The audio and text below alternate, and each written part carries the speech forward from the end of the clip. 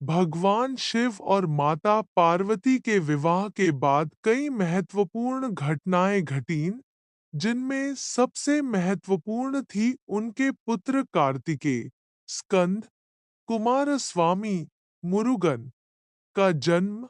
भगवान शिव और माता पार्वती का विवाह हिमालय पर अत्यंत धूमधाम से संपन्न हुआ। विवाह के पश्चात वे कैलाश पर्वत पर जाकर तपस्या एवं ध्यान में लीन हो गए। कुछ समय बाद देवताओं को एक समस्या का सामना करना पड़ा।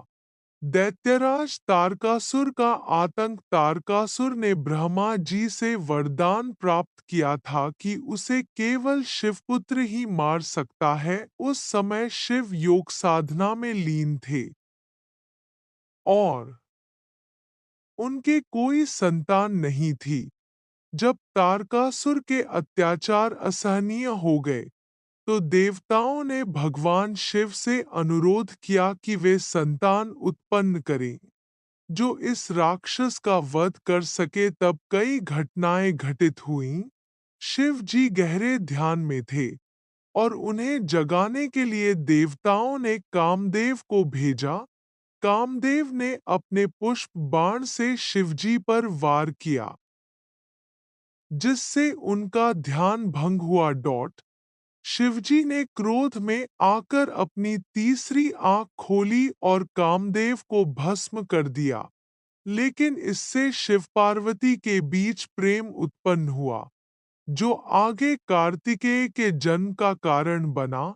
शिवजी के तेजस्वी बीज को पार्वती देवी धारण नहीं कर सकीं, क्योंकि वह अत्यंत उष्ण था। इसलिए यह बीज अग्निदेव को सौंप दिया गया। अग्नि भी इसे धारण न कर सके और उन्होंने इसे गंगा नदी को सौंप दिया। गंगा भी इसे धारण करने में असमर्थ रहीं और उन्होंने इसे सरवन वन, सरकंडों के जंगल में छोड़ दिया। 6 कृतिकाओं द्वारा लालन पालन। सरवन वन में 6 कृतिकाओं देव माता ने इस दिव्य बालक की देखभाल की। चूंकि उनका पालन पोषण कृतिकाओं ने किया था, इसलिए उनका नाम कार्तिकेय पड़ा। वे 6 मुखों वाले षडानन बालक थे, जिससे वे एक साथ सभी माताओं का दूध पी सके। माता पार्वती ने उन्हें अपने हृदय से लगा लिया और वे स्कंद या मुरुगन भी कहलाए। 3 तारकासुर का वध। जब कार्तिकेय बड़े हुए, तो देवताओं ने उन्हें सेनापति नियुक्त किया। उन्होंने देवताओं की सेना का नेतृत्व किया और तारकासुर के साथ भयंकर युद्ध किया। अंततः उन्होंने तारकासुर का वध किया और देवताओं को उसके आतंक से मुक्त किया।